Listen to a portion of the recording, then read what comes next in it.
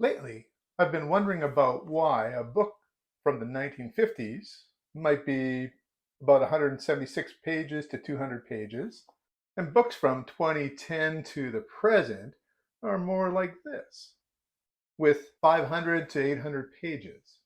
I think there's three reasons, perhaps more. First, I think the plot in novels from the 50s and 60s, perhaps even 70s, had a linear progression. Whereas a lot of novels lately seem to have a braided progression of four, maybe even five plot lines that eventually merge into one plot line at the conclusion. I'm going to look at two books today. One that has this braided plot line that merges into a conclusion, and the second is a 1930s straightforward plot. A Fire Upon the Deep by Vernor Vinge, or perhaps Vernor Vinge, 1992. This edition of this book tops out at just over 600 pages. In this book, we have a universe which has different relativistic speeds and technology available. The book even has a diagram where we see that there is a slow zone, a beyond, and the unthinkable depths. Physics operates differently in these areas. In the beyond, faster than light travel is possible. In the slow zone, technology starts to fail and it is difficult to move beyond the speed of light.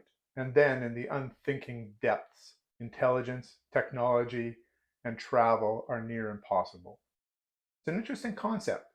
A group of humans discover an ancient intelligence deep within a planet in the slow zone. As they research, the ancient intelligence becomes dangerous. They have to flee the planet. The intelligence lashes out. One ship escapes. A research family, along with many cryogenically asleep children. At first, the ancient intelligence, which is now called the Blight, doesn't pursue this one last ship. It seemingly will not affect its spread through the universe. The ship crash lands on a planet. Meanwhile, we have a storyline where there is an interpreter slash translator who is working in a terminal in the beyond, which communicates with all the other places within the beyond. These terminals are nodes or servers within the web of the universe. In fact, some of the communication looks a lot like emails. This node is eventually attacked by the Blight. We have a group of four characters that we follow in their escape from the node. On the planet where the family has landed, there are creatures that are very similar to dogs, and they run in packs. These packs are a hive intelligence. Their culture and society is at a medieval level. There are castles and swords and bows and arrows. The family is attacked. One child, a boy, is imprisoned by the attackers. Another child is rescued and brought to a different area of the world. There are two factions of these dog-like creatures. Eventually, a message is sent from the planet asking for help. Of course, our translator-interpreter is able to find this message, and our adventurers travel from the beyond into the unthinking deep, looking not only for the survivors, but also perhaps a hope in how to defeat the Blight. But they themselves are pursued by those who think the humans are responsible for the Blight. So we have a plot line about the Blight and what it is doing. We have a plot line of the family escaping the Blight. We have a plot line following two different factions on the world of the dogs. And we have a plot line that follows the adventurers from the terminal. These are interwoven with alternating chapters until we come together near the end. This is a plot structure that I think we see in modern films and TV shows. It is very successful and is very pleasing to see our adventurers come together. A Fire Upon the Deep is very good at this. It has amazing aliens, interesting concepts. I think the braided plotline brings a complexity to the universe. Will the Blight be stopped? Will the children be saved? Will you fall in love with the dog-like creatures? A Fire Upon the Deep is a very good novel. I give it 8 out of 10. One of my favorite authors is John Wyndham, and just this last week, a new novel came out. It's from 1935 and hasn't been in print for almost 80 years. It is Foul Play Suspected. Now, you know John Wyndham as the author of perhaps The Triffids, Chrysalids, The Midwich Cuckoos, or Chalky, all science fiction novels. This one is a mystery thriller. It's set in the mid-1930s in England. A woman is returning from India. She's been there for 3 years. She's had a bad marriage and her husband has died. She renews friendships and seeks to find out what happened to her father.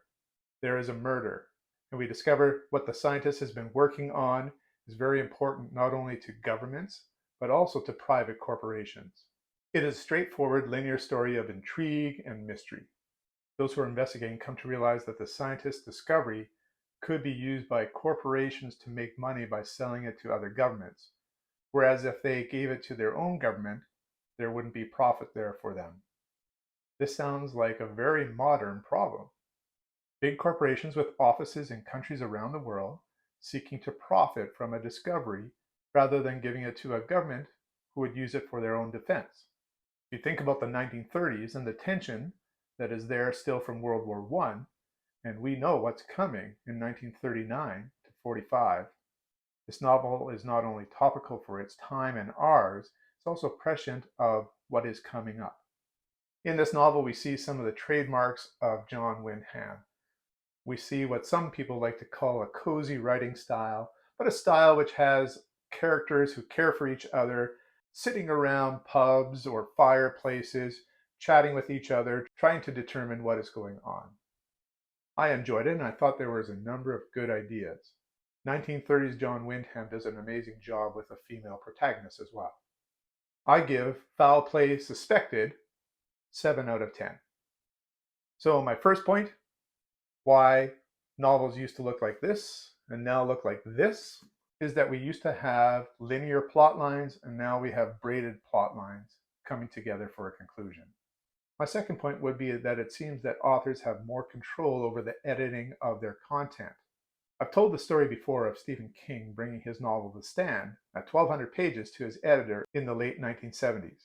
The editor asked him to get rid of 400 pages, which Stephen King reluctantly did. And then about 12 years later, he brought back those 400 pages and some more. I think novelists like Stephen King, Tom Clancy, James Michener, and James Clavell, with their success, brought bigger contracts and more control in the editing process.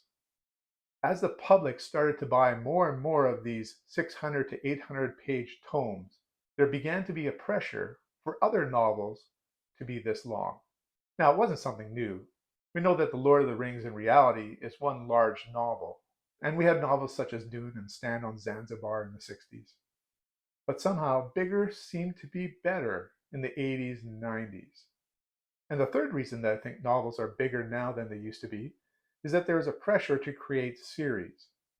So many of the novels in the 2000s lead on to a series of 2, 3, 4, maybe 9 books.